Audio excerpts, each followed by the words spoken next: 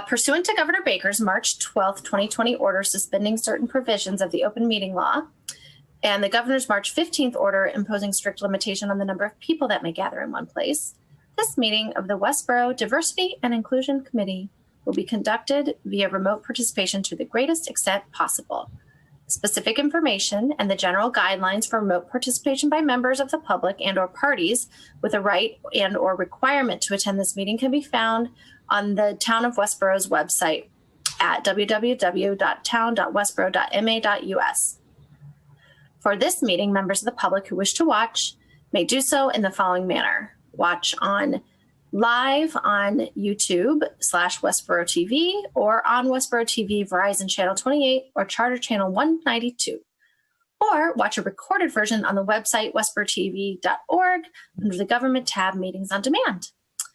No in-person attendance of members of the public will be permitted, but every effort is being made to ensure that the public can adequately access the proceedings in real time via technological means. In the event that we are unable to do so, despite our best efforts, we will post on the Town of Westborough's website an audio or video recording transcript or other comprehensive record of proceedings as soon as possible after the meeting. And just a reminder to members of the public who may be watching this, you may always contribute to the discussions that we have in this committee by emailing me at the committee's email address, which is diversity@town.westborough.ma.us, or you can call me at my office number, which is 508-366-3090. Lovely. Great to have so many of you. Nobody is shoveling right now, so that's good. All right, so a reasonable agenda, not too complicated, not too long, but some really good discussion I think we may have. We're going to start by approving November minutes. We're going to revisit the conversations we've been having about promotion via social media and the possibility of starting a Facebook page. I want to talk about language access planning. And I've had a couple of inquiries in the last couple of weeks about people seeking consultation around diversifying boards and committees. So I've invited one person who inquired, that's Jen Kirkland from the Recreation Department, to join that part of the meeting. So she may be joining us at some point. And I will share with you my conversations about those topics and seek your input on that. And then our standing agenda item, which is community issues and announcements, and a review of parking lot items and next steps. Hopefully to adjourn a bit earlier than usual. All right, so Shelby recorded minutes at our November meeting and emailed those to the group earlier this week. Did everybody have a chance to look at those? Mm-hmm. And may I have a motion to approve the minutes? I motion to approve the minutes. Okay. And may I have a second? Second. Okay, Ryan, second. And any discussion, comments, feedback? Thank you for doing that, Shelby. You are welcome, sir. All right, so I'll go around and we'll do a roll call vote to approve the minutes. Yes is in favor of approval. No is no. Starting with Dan Barber. Barber, yes. All right, and me, Presley, yes. Alma? Abstaining because I wasn't at the meeting. Oh, thank you. Rana? Yes. Ryan? Win, yes. Ema? Ness, yes. Kim? Yes. Foster, Mike. yes. Daniels, yes. Shelby? Marshall, yes. And Shazia? Got it. Yes. Great. Thank you very much. Moving to the next agenda item. Now, one of our big cheerleaders of this agenda item, Sarah Connors, does not appear to be with us today, so we might not have as involved a conversation as we would have if she were here. But, one of the things that continues to come up is how we are able to engage the public, particularly now that we're in remote mode, in talking about and just the items that we talk about in this committee. And so one of the ideas that we had just to build more awareness about what we're doing and keep the word out there is starting a Facebook page. We know that while in some ways that sounds really simple, we also acknowledged last time that the town has pretty particular social media policies that we'd have to be sure to follow. And so Sarah had generously volunteered to administer a Facebook page. And without her here, I'm not sure exactly how far the conversation will go, but I know, Kim, what are your thoughts, Kim? No, I was just going to suggest if maybe we table it until if it's something she was willing to take on. Additionally, the town manager is rolling out a communications plan that I think we'll hear tomorrow to the department heads at the department head meeting tomorrow. So I wonder if just timing, not to, push it to yet another meeting, but it might make sense for a couple of reasons. Mm-hmm. I think that makes perfect sense. Do we have to vote on tabling that? How does that work? I don't think so. Just everybody's okay with that? Kara, can I just make a comment too? Yeah. Just for food for thought as we go forward. There are some departments that currently or committees that have kind of more robust and developed Facebook pages. One thing we might consider doing is, and I don't know how this works from a technical perspective and access to the town page, but rather than establishing our own Facebook page, which creates a different level of maintenance, if we updated the town's website as the D&I committee, I don't know about like as a subgroup under the town's page, it might be a good way to start to engage the public without creating a whole page and sort of having that pressure of when's the last time you updated the page, as opposed to being part of the general thread of the town's page. Like the police department, I'm looking at Mike, the police and fire department have, really robust pages. They're regularly updating them. I'm not sure we sort of want that pressure at this point. So I think that would be sort of a good way to engage, but do it sort of as baby steps. That's part of what's contemplated, I think, in the communications plan, is not having so many individual unique pages. And to Shelby's point that, people are looking for them to be regularly updated and having more of a central place for people to go. Tim, that was supposed to be a brilliant idea by me. It was like just taking it as my own idea. Thanks, way to blow it. I think there's definitely value in considering that. And I was also wondering what other boards and committees had their own Facebook pages. Like we're talking about a lot of departments that have Facebook pages, but to streamline that. I think for the exact reason that Shelby said, it can be difficult for, that continual maintenance and update. And that's what you want, so that people feel that it's, something to keep checking back to. Right. Well, and to be honest, on the Youth and Family Services Facebook page, we have a hard time getting people to follow us. So we end up sharing almost all of our stuff on the police and fire websites because they have such a following. So, and rec and library, because we don't have that much of a following. So I think these are tag you're in. I know you don't mind, but that all supports the points that you're making, Kim and Shelby. So I think let's table the wider discussion until Sarah's here, because I think even if we do some kind of combining with other sites, a volunteer administrator would still be lovely to have. So let's continue that discussion next time. Okay. All right. So language access. This is something that's been sort of in our parking lot for a while. And last year, gosh, it's even more than a year, right when I joined this, so almost probably 2 years ago, we visited this. I remember, Mike, because you and I did a little homework talking to other towns about what they did for language access. Am I remembering that right? Yeah, no, it was before you came on. So it's been a while. Yeah. So just to kind of overview for folks who are somewhat new to the committee since then.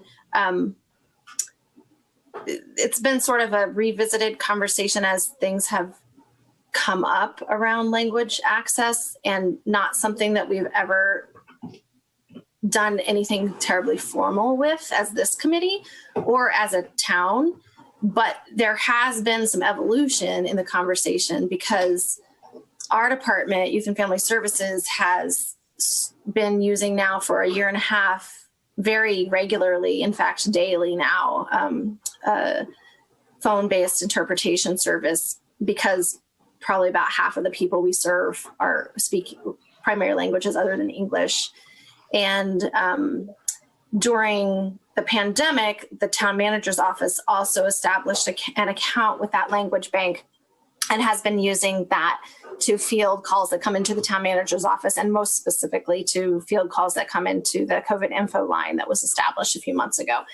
So there's some precedent for sort of ramping up and growing our language access, but I wanted to put this on the table again because just in my experience with the Youth and Family Services Department, the demand for access in various languages is just growing and growing and growing. And we live well, I don't live in Westborough, but you live and we work in an incredibly diverse town that is full of dozens and dozens of languages. We know that next to English, Spanish and Portuguese are very, very popular languages that are spoken as primary languages, but also Arabic and other languages. I was going to say not to put you on the spot, but I am going to put you on the spot, Ryan Nguyen, because I know that you have a passion about language and language access and have studied many languages and are fluent in more than one language. And so I know in youth commission meetings with Ryan, used to be part of the youth commission, this is something we've talked about ongoing. So I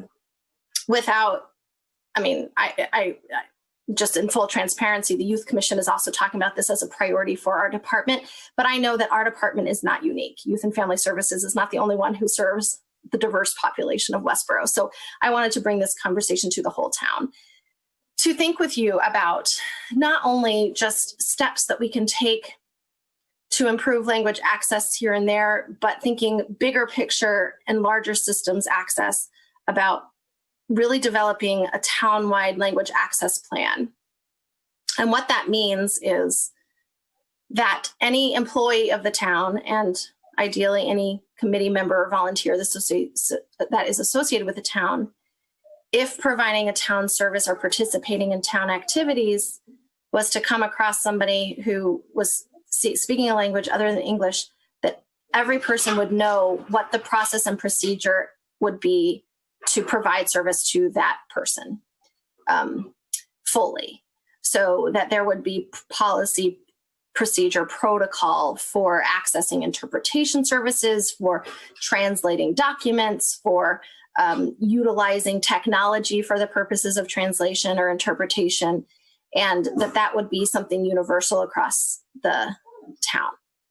That is my personal goal, but I want to learn about what your thoughts are on it, and I have some thoughts about how to sort of start plugging away at this long-range goal and what are some steps to get there, and I want your input on that as well. So I just want to open it up generally for conversation to start out and hear your thoughts about it.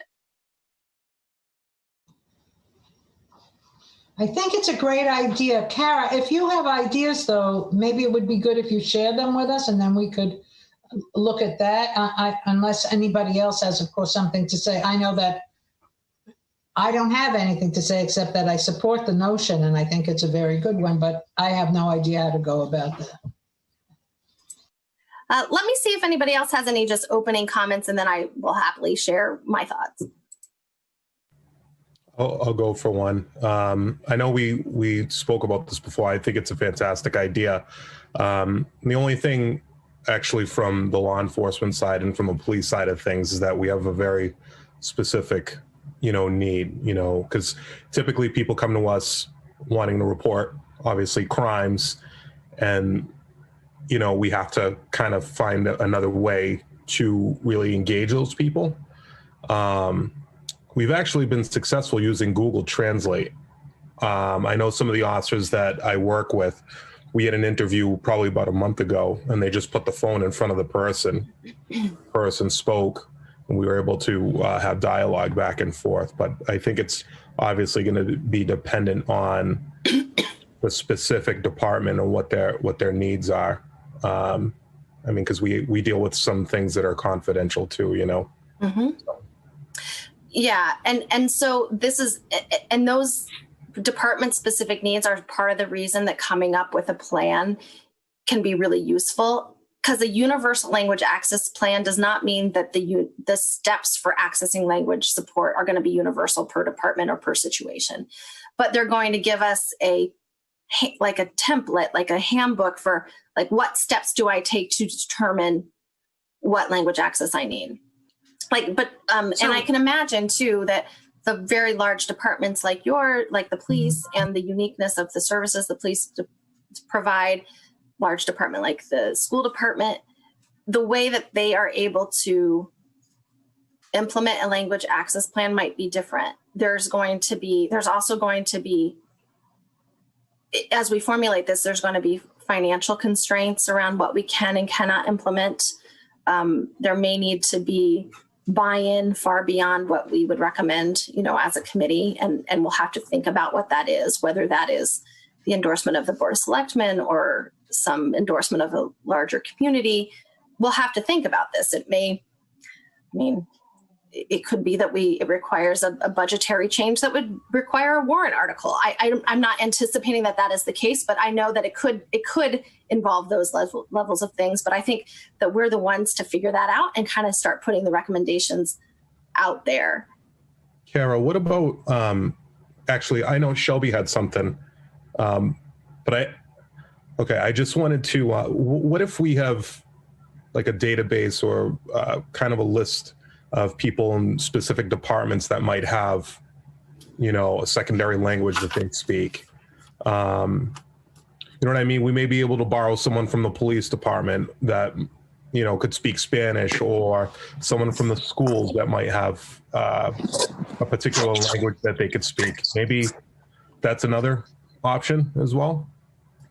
So for the purposes of this conversation, I'm going to, before we deliberate on the merits of these different ideas, I'm just going to track them, and then we will process these ideas and how they fit in individually. And then of course I'll share my proposal. Let's go to Shelby and then Ema. And if I miss somebody else, Shelby. Just really quickly, I fully support having sort of, at least starting with some sort of reference document so that we would know what tools are available to the town. A year ago we had very few tools. Now, Kara, we have the language line. I don't think I'm calling it that correctly. That's right. Oh, it is. Okay. Mm-hmm. And now I know, even just recently the VIA app, we had talked about the VIA service. Sarah Connors was able to lickety split translate it into Spanish and Portuguese. So Mike, to your point, she's a resource, but she may not be the resource, send all your needs to Sarah. But as we're building something, maybe that's where we start. And then we kind of understand how much volume we need of a particular resource, but at least we have something to refer to, as opposed to what always feels like sort of starting from scratch. I mean, I know now we've at least learned the language line. Okay, let's call Youth and Family Services, but we need that type of tool. I know that Alma has a member of her staff,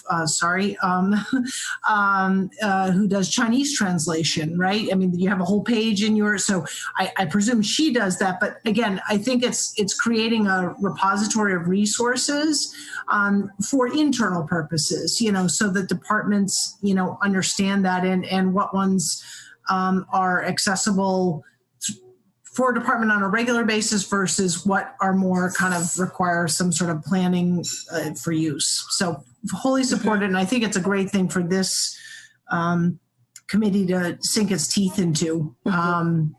So yeah. Awesome, thank you. Ema. Yeah, I completely agree with Shelby. She brought up a lot of the points that I was thinking about, especially in regards to the language line. I was thinking of also using a lot of our local resources, or even hospital resources like UMass or other, since they have experience with HIPAA or confidentiality in regards to, just dealing with sensitive care and things like that. So I think maybe even connecting with, local doctors' offices, healthcare facilities, things of that nature may be very helpful, because they do offer a lot of language lines similar probably to the one Youth and Services uses, like the AT&T language lines. I know, like we said, there's a lot of factors involved, such as cost and whatnot, but perhaps depending on the department, because it's a state department, or city department utilizing this service, there may be some kind of incentive or some way to sort of, I guess, talk about costs with these companies, because a lot of the time it depends on, the need and how many clients and things of that nature and how many interpreters they need. So I think it'd be really helpful to maybe touch base with local medical resources or healthcare resources as well. That's really interesting. Thank you. I'm going to do Shazia and then Ryan. Go ahead, Shazia. Hi. So I was going to speak along the similar lines. I'm not very familiar with the language line that we use in town, but what I was going to say is our approach should be twofold. At one point, I think it would be worth our while to survey the different departments and see what their limitations are when they are addressing needs of, diverse community members. They could give us an insight on how we need to plan, what we need to plan. So what are the current challenges we're facing and how do we address them? And on the other side, I think someone mentioned internal database. If each department, I'm speaking to Dan's point, has their own database of diverse members, like police force or something, we could start small. All the ideas are wonderful. This could be our basic idea where we have a list. The school department has its own list of volunteers that speak multiple languages. I know some companies do that. If you require someone speaking a certain language, you can call within the same company and you will find someone who will help translate. So in terms of liability, like the police department will only tap police, for a diverse police force for this purpose. I'm not sure if I'm making sense. You are. Thank you, Shazia. I appreciate that. Ryan? Yes, to echo off of Shazia and what Shelby said, I believe that if we identify each department and maybe come up with a few goals for those specific departments, then that would really narrow down our focus plan and our course of action. For example, the school department, for example, I spent a lot of my senior year working in the English second language department, being a teaching assistant and working with the students there. And something that I noticed was that all the communications and resources sent out to students were in English, and that would be incredibly intimidating for the students who spoke a different language, especially the Spanish language students. And that would cause them to far behind marginally when it comes to pursuing higher education or holding a job or position greater than working at the grocery store or mowing lawns. Because what surprised me was that when I started working with them, I was mentoring peers my age, and they had children already. They had daughters and sons, and a lot of them weren't even thinking about college, going to college at all. That wasn't on their list. But we did have a robust college guidance department. There were emails sent out every once in a while about scholarships and opportunities and programs and research positions, but those were all in English. So I'd imagine that being a Spanish speaker, it would be really intimidating to even apply for one of those things because it's all in English. It's all in this crazy whack language that I've only just experienced for a year. So for example, the school department, one of the goals or the agenda items for that specific area could be increasing accessibility to higher education using resources such as a Spanish email list full of opportunities that would propel students to do better in schools and in the communities, and allow them to hopefully pursue higher education. So just narrowing down the focuses of every single department and maybe coming up with 2 or 3 relatively reasonable goals is a good place to start, and we can expand from there. That's my take on it. Yep, Kara, I saw your mouth move. I think can I speak? I was going to say Kim and then Shelby. Oh, no, sorry Kim, about that. sorry. Go ahead. Yeah, that's all right. Oh, that's okay. Just one of the thoughts I'm having here is, I think in terms of looking at some sort of a, Kara, you talked about it in terms of a long range plan, and there'd be, we'd get there incrementally. 2 things. I think we should probably, and some of this is, I don't know how much this is this committee, or this committee kind of comes up with a 10,000 foot level view. And then I think there's a lot of input that we're going to need from the departments, because we don't know everything that they do. And I would be concerned if we imposed goals on them without their input and buy-in. But one of my thoughts is that we figure out some, by priority, I mean, just a starting point. And, maybe we figure out there's some departments that deal with life safety issues, places like the building department, Board of Health. Do we pick a couple departments as a starting point and try to dig in, kind of quickly get down to that level and start engaging specific departments and see, what are their needs? Is it translation of documents? I think the phone line for people who call, but the reality is this day and age, we get calls to town hall, departments do take calls, but then there's also a lot of information that's pushed out otherwise, the building inspector going out into the field, the electrical inspector, what kind of things would be helpful for them to have translated to leave behind, or information to share. So I'm wondering if maybe that's an approach too, just to help us get, because this is it's a big topic. So I'm wondering if sort of this committee kind of going in at the 10,000 foot level, and then engage, I don't know how we figure that out. Is it a couple people? Do we break off and engage at the department head level?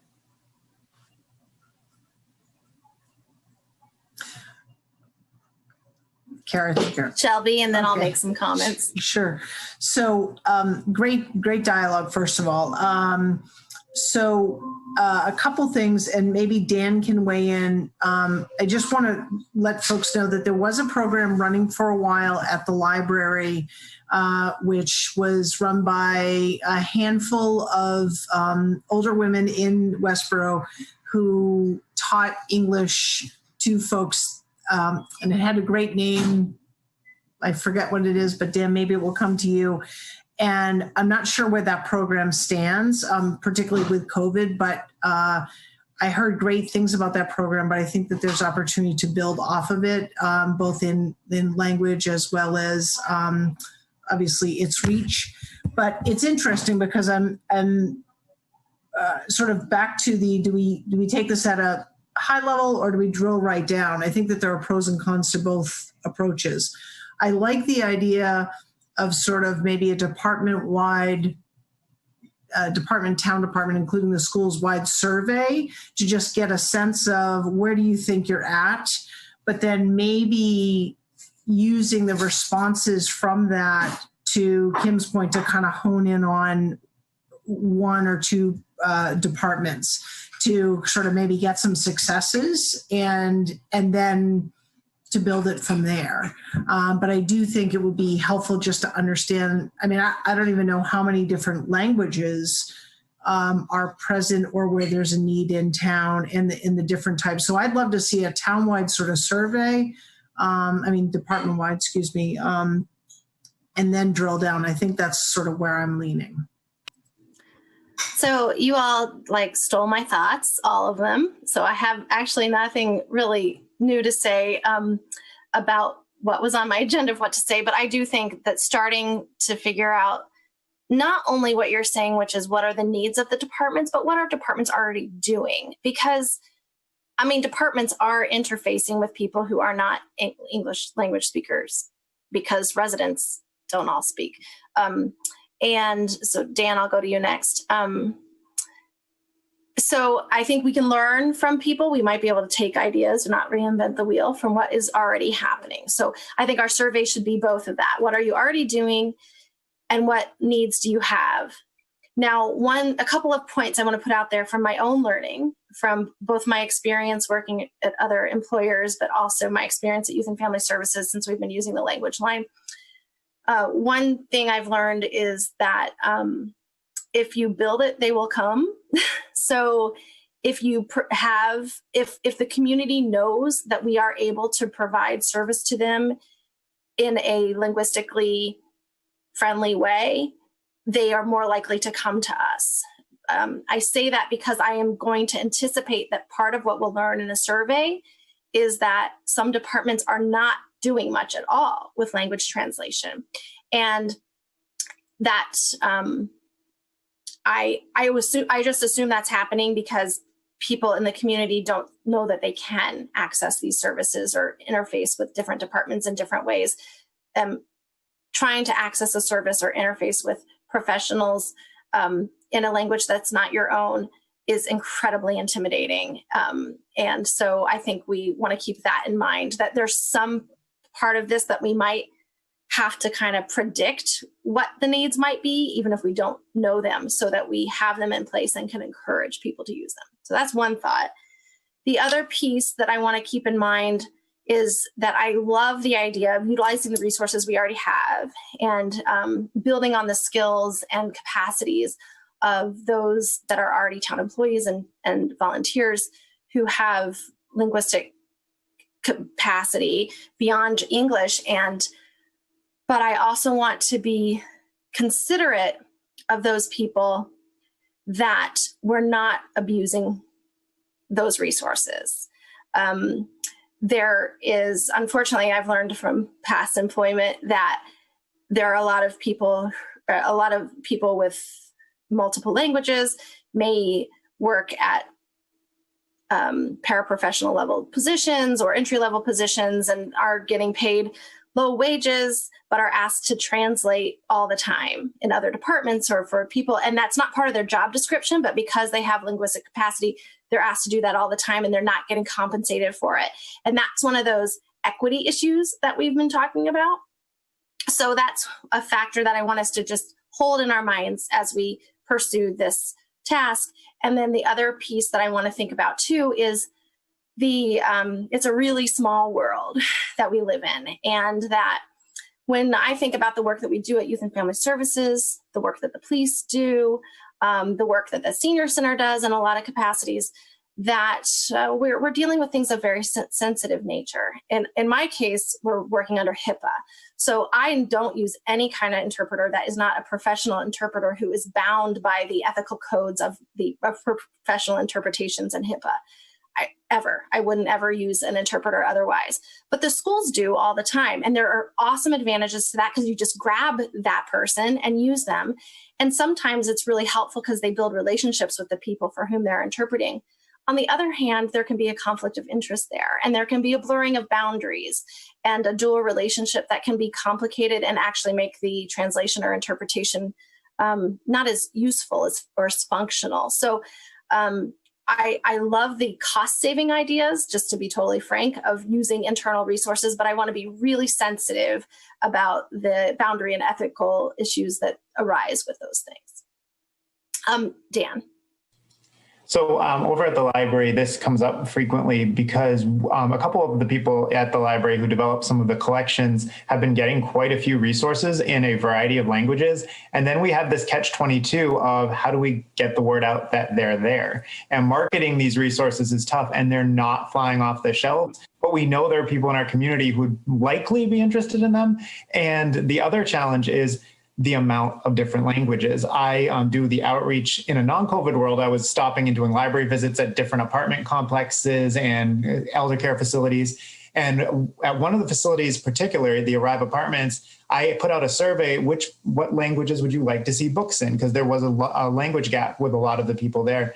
And so a lot of the residents started writing down the languages they'd like resources in. And by the time the list was done, it was like 15 different unique languages at that one location. And I wasn't trying to be ignorant to the fact that there are a lot of different dialects, but I was really taken aback at how many at this one location, how many different languages people were looking for. And that's a challenge with resources to try to develop a good collection in that many languages. And then those resources can be very hard to find, to purchase through the channels that we can purchase the materials at the library. So those are some of the challenges I've seen like firsthand. And then speaking to the conversation circles, those were volunteer run. They were awesome. They were excellent volunteer run, but those volunteers aren't doing it right now, especially now, but like even before the shutdowns, that had wound down. But some of our neighboring communities are very open to people from other communities coming in. So I know Shrewsbury and Northborough had very vibrant groups. I don't know what the status of them now is, but it's something I'd love to see come back to our community, because people come into the library frequently. Even now during our limited browsing hours, they come in asking for that type of resource. And it'd be nice to be able to have something close by and in town for that. Ryan, then Alma. So I'm not sure how feasible this is or how far reaching the town-wide access plan could be, but I just wanted to throw it out there that in an ideal world, ideal society, ideal town, it would be really awesome if we could make language a two-way street, and rather than appoint people to become translators and interpreters, we could have every single person make an effort to learn like maybe the very simple, most essential basic phrases and words in a language. For example, if there was a Spanish speaker coming up to you and they wanted to go to the police department, you would know how to direct them there, or say, oh, down the street. Just the simple words like that. That inspiration actually comes from me watching I think a YouTube video of this town who learned American Sign Language just for this one deaf person to make his day. So I think doing something like that, obviously it's a huge task, a huge goal, and it's probably not attainable in the near future. But if one day we could do that, that would be incredible, because it shows that Westborough is such a caring place, and they're open to not just having translators, interpreters, but neighbors. Their neighbors are open to learning about your culture and your people and your language. So I know it's pretty unrealistic at the moment, but it would be so cool if that could be attained one day. I mean, reach for the sky, Ryan. I think it's a lovely aspiration. And while in the aspirational, idyllic way that you describe it, it might not be achievable immediately. I can think of concrete ways, like I'm sure that the clerk's office, just to think of one, probably says the same phrases over and over and over and over again. And why not have in front of them that phrase in the 5 most commonly spoken languages, and they learn them, right? Like that's not aspirational. That's pretty like concrete. So I like that. It's a very creative suggestion. Alma? I like that, Ryan, but I'm not sure my sophomore year in high school French teacher would agree with you. I think she thought I was rather unteachable, but I know, actually, that was the end of my languages right there. So when we hired our Asian outreach worker, probably 6 or 7 years ago, one of the first things that she, thanks, Shelby. One of the first things she did was, one of the first things we did, and then what she did was we introduced them to the fire department and the ambulance. And she translated our vial of life form into Chinese. And then, so they read it in Chinese and we answered it in English, and it went in the vial, so that when the fire department got there, they could pull it out and know that this is what their blood pressure was or whatever. I know that we have our English as a second language teacher. She's had just a variety of people with different languages in her classes, which of course now are on hold.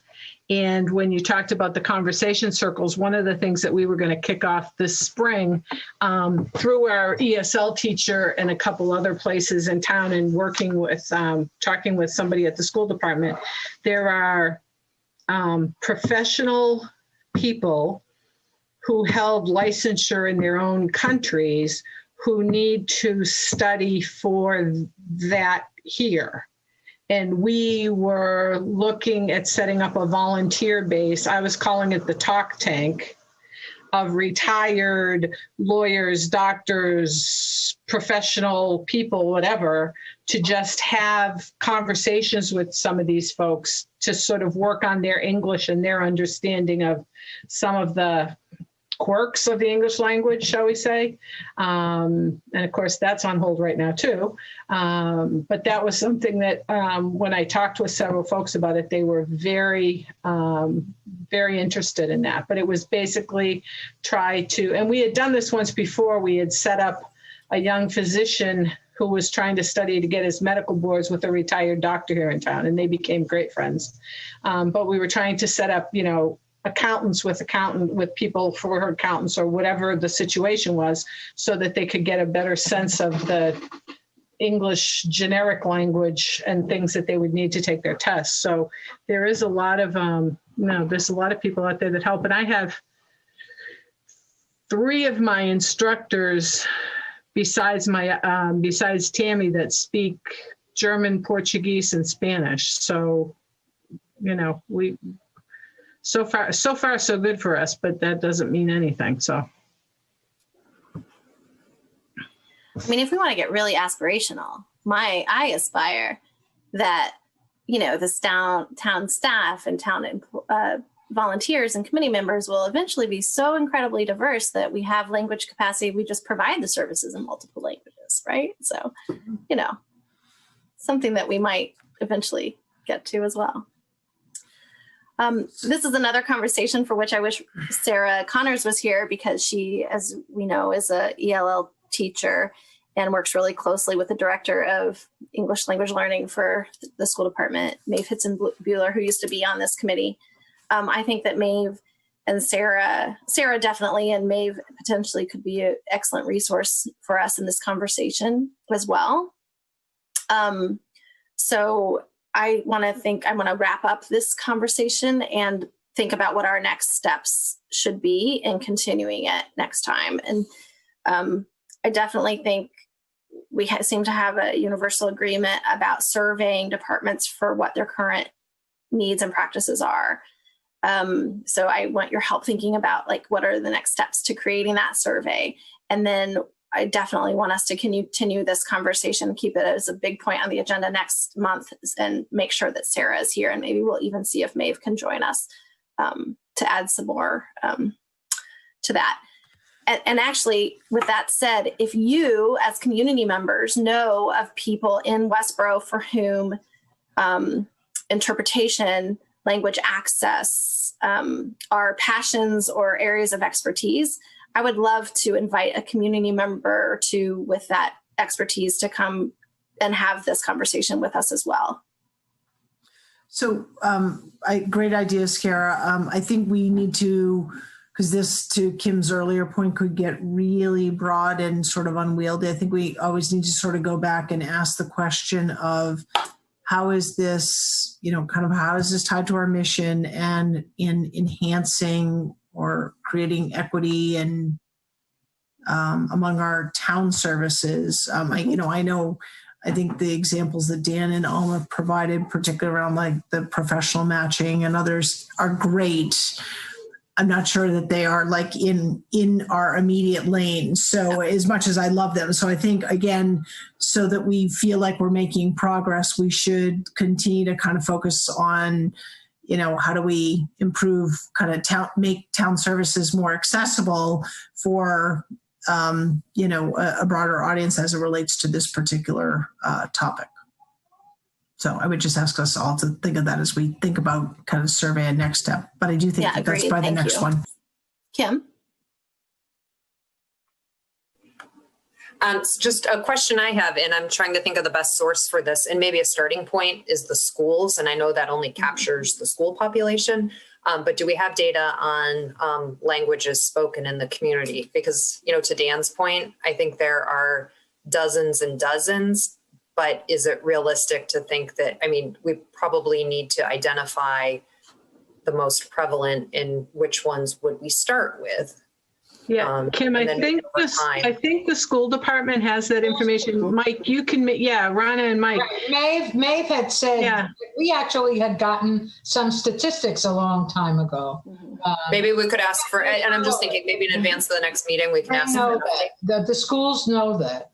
Sure. I will ask Sarah Connors to get that from Maeve. I mean, I could ask Maeve, but since Sarah's our team member, I'll ask her to get that information. I think that will be easily accessible. And I actually also, does anybody want to check with the town clerk's office to see what kind of municipal data? Okay, Mike, do that just to see what kind of data we have about languages. And frankly, Mike, if you have access to it, what languages do you all record data about the languages you encounter in the police work? We don't. Okay. But I'll find it. Okay. So let's do that. Let's bring data to the table next time.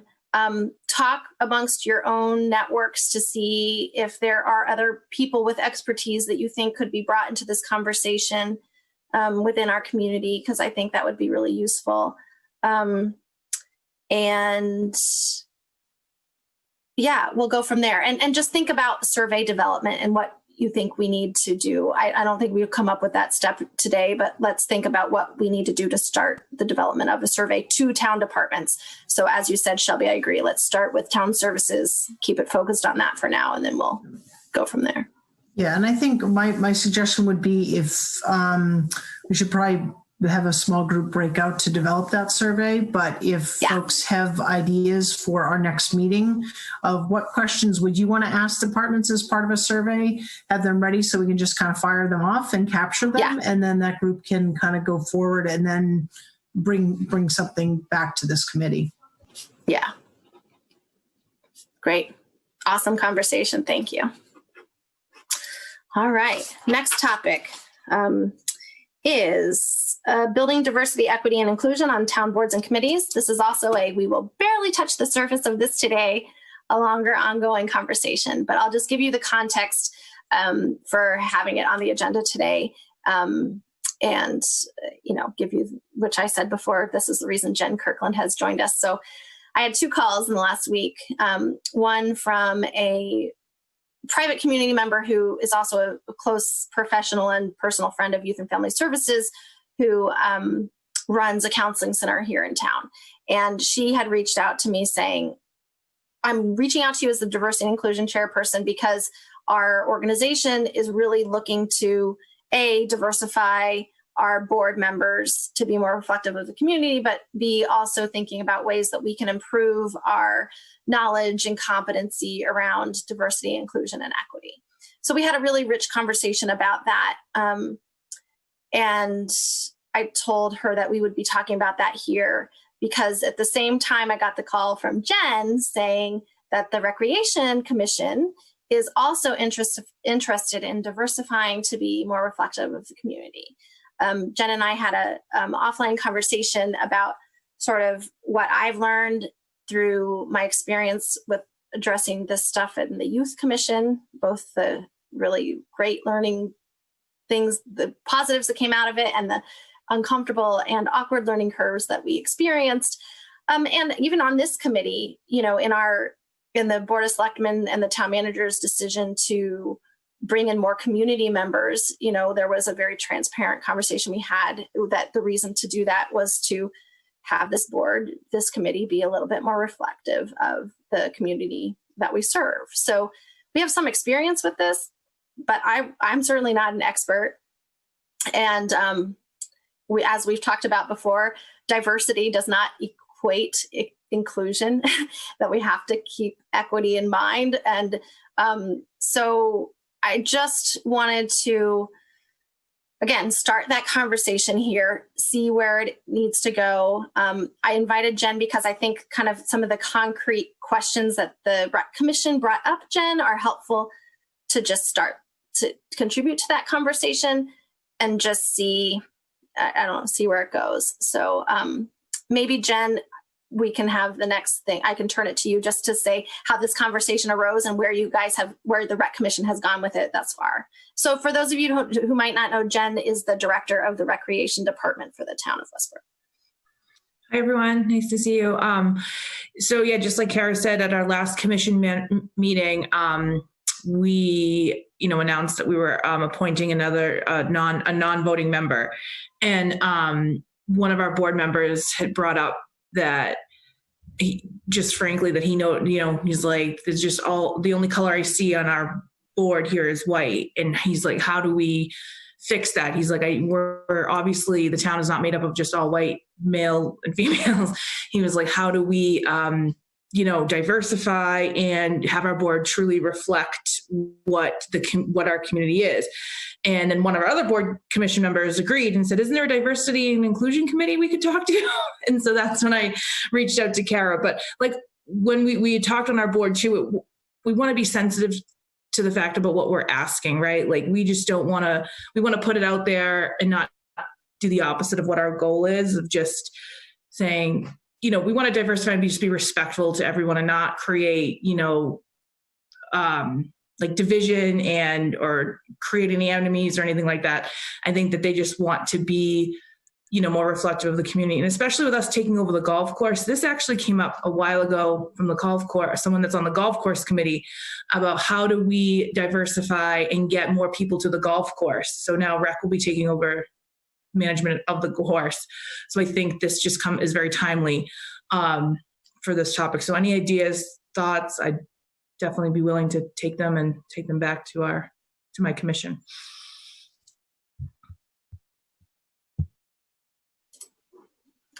I'd love to just open up to your ideas, Ema. I think this isn't quite an idea, but I think you're on the right path. I think first thing to do is definitely the transparency and, pretty much saying, yeah, we know we, aren't a very diverse group, but we are interested in being one, and sort of promoting it in that format, that you're interested or in learning more about other, sort of like the cultural competency piece of it with cultural humility as well. I think both of those things go hand in hand. And that's how I feel that the best way to approach diversifying a department is not just that awareness, but also that that engagement or willingness to learn more, I think is very important. And that comes with being, honest and saying, hey, we, just like you said, you're not an expert. We're not an expert. We're not experts, but we are all here to learn and improve and, be more of an inclusive community. So I think that comes with definitely that transparency and accountability and just being and that sort of will bring more of a diversified community to you, whether that be with members who are already part of the rec department. Let's say if there are any, I know there are some youth sports and things, if there are any parents involved, that way you have somebody, people who are already involved in the community, know the initiatives, know what's going on with the recreation department, but who are also already involved in some way, and kind of using networking in that way to kind of build that inclusive environment. I don't know if that makes sense at all. No, definitely. Thank you so much. Ryan. I'm sorry. And then Shelby. Yep. Sort of build off Ema's, point about an inclusive environment. I want to just echo what Kara said about how diversity doesn't necessarily equate to inclusion, and we always have to keep equity in mind. So I guess it would be a great idea to, just going into all of this, remember that you want diversity, but you don't want diversity for face. You want to. That's exactly what I was trying to say, Ryan. You said it way better than I did. I was trying to come up with a way to say it that didn't sound, but that's exactly what our board was really wanted to get across. We just don't want to just to say we have it. Very good. Thank you. So if maybe you were having a new member come on board who just learned English recently, and she didn't know how to speak it very fluently, so she has a little bit trouble comprehending things at times, or maybe she just takes a little bit longer.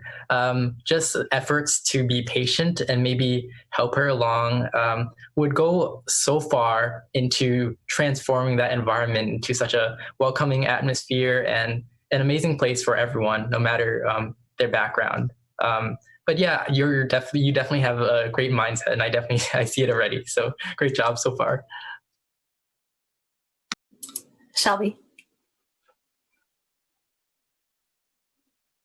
Sorry. Yeah, so we're struggling on the Board of Selectmen and other boards with the same thing. I just want to share that. And so I'm listening intently as to how do you go about that? Sometimes folks my guesses don't even know that.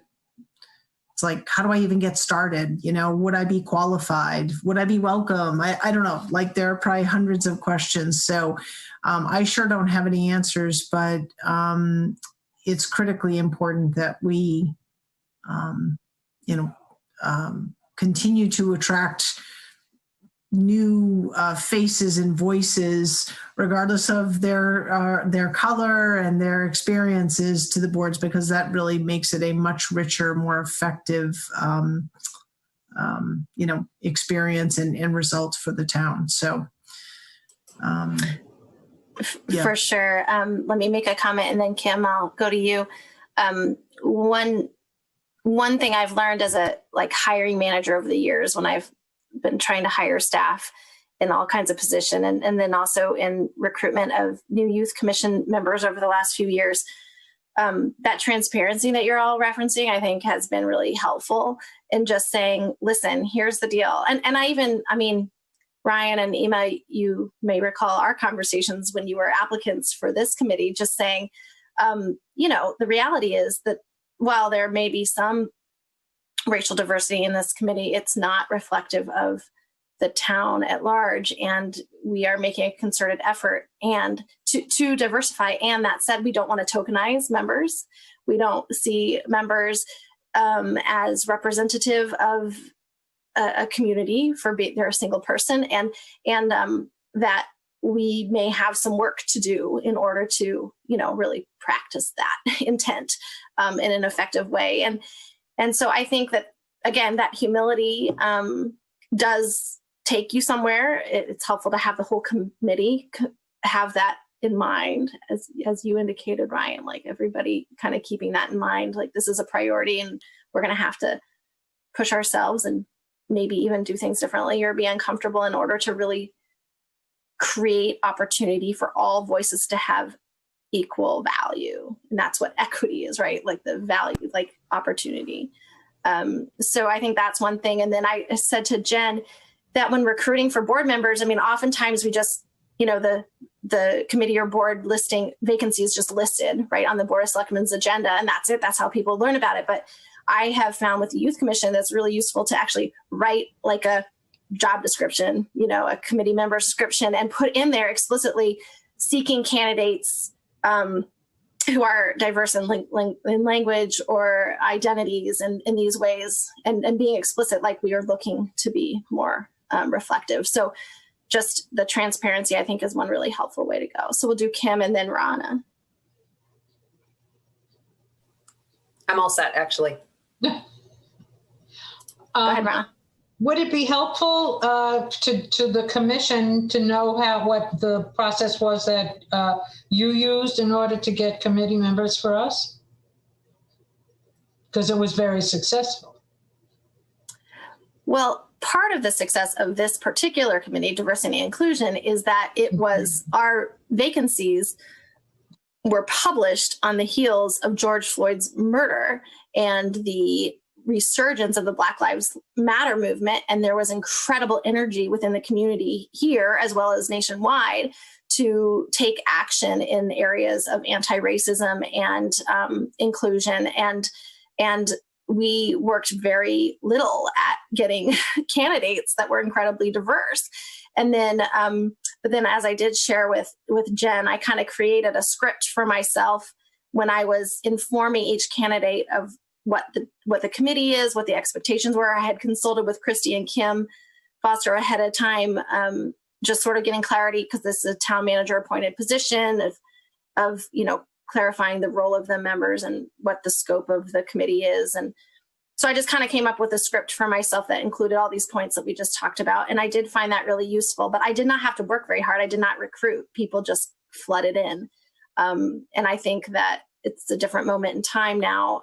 So there might require a little bit more intention and effort on your part this time.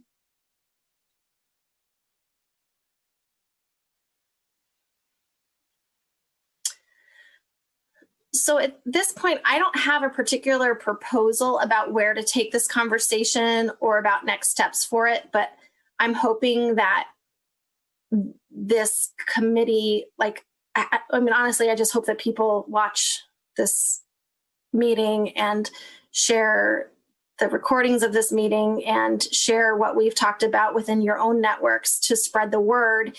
And then we can kind of keep this as an agenda item, even if it's just as a check-in point to see what new learnings or new thoughts we have.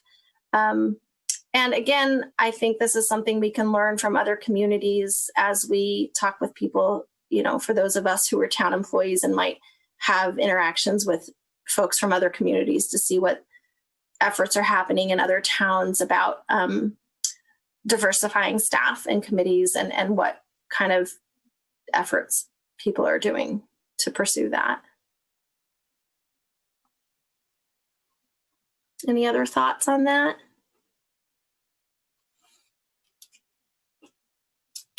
So Kim, I'm curious, just, and again, folks here on the call may not be even aware of this. So we recently posted a job for the Economic Development Coordinator.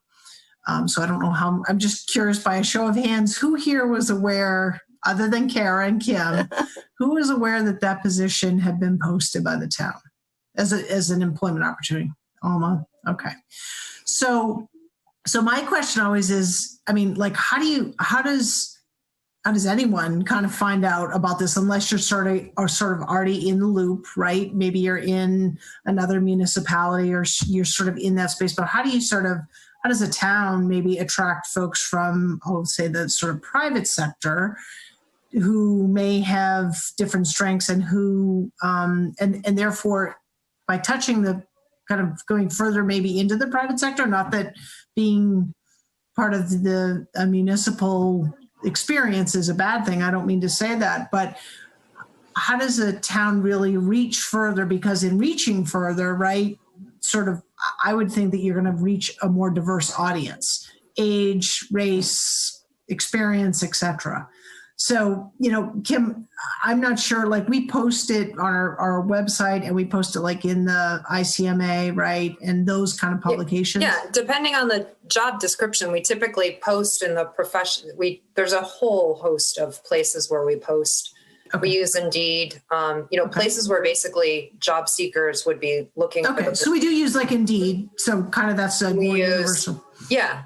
Okay. And to be honest with you, the applicants, we have far more applicants from the private sector for our positions than we do other municipal staff. So, it's based on qualifications. We're looking for people who are the EDC coordinator, all of the job posting and then the job description that is available on our website has the full list of qualifications and experience. So, depending on the job, if it's something in the water or the sewer department, there are professional organizations and affiliations. Okay. We put out through all of those. So, well, that's reassuring to hear that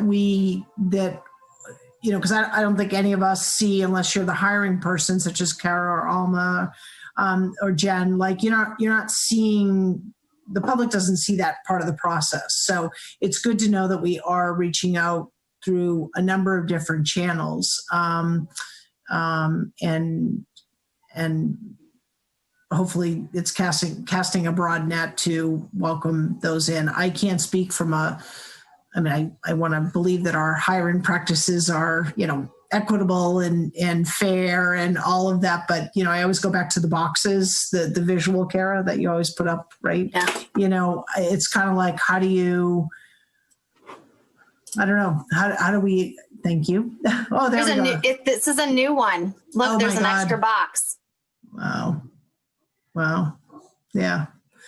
So I know that our practices are fair and follow those practices, but it's like, how do you, I guess, welcome more people to the fence, if you will, and determine kind of if they might be a good match, but I'm not really going anywhere with this, but it's just an example that comes to mind of, I think it's one thing to have, if you're going to be a police officer, you clearly have to have some skills in training as a police officer.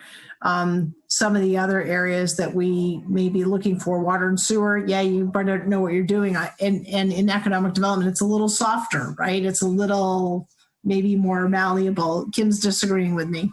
But I guess what I'm saying is that, where there are opportunities to, really recruit and bring in diversity. I think that this is just a point to continue to have kind of a check-in point. This is why we have a parking lot and community issues and announcements. So we can continue to check in on this. And I'm hoping it will spark more conversation for us to bring to the table with more information. But as we dig deeper into it, or we decide to dig deeper, I think more in-depth conversations with Kim and her role as HR and with the HR manager that is being hired by the town, it may be worthwhile pulling them into more specified conversations. But for now, I think we have a really good start, and thank you for all your contributions.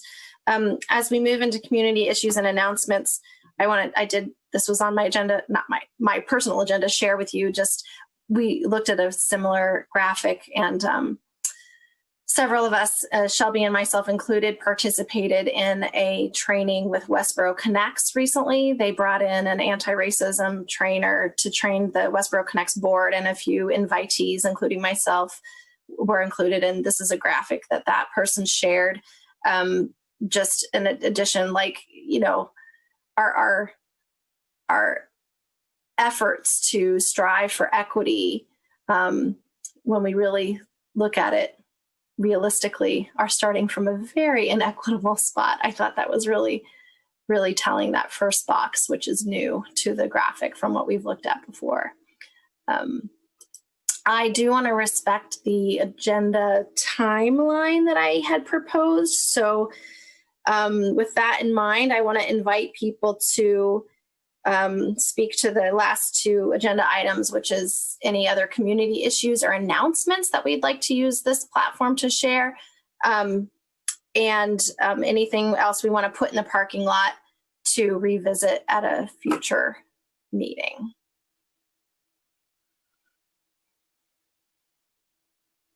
I pulled out of the parking lot what I wanted to talk about today, but I wanted to see if there's anything else that you all wanted to make sure we kind of just keep on our radar.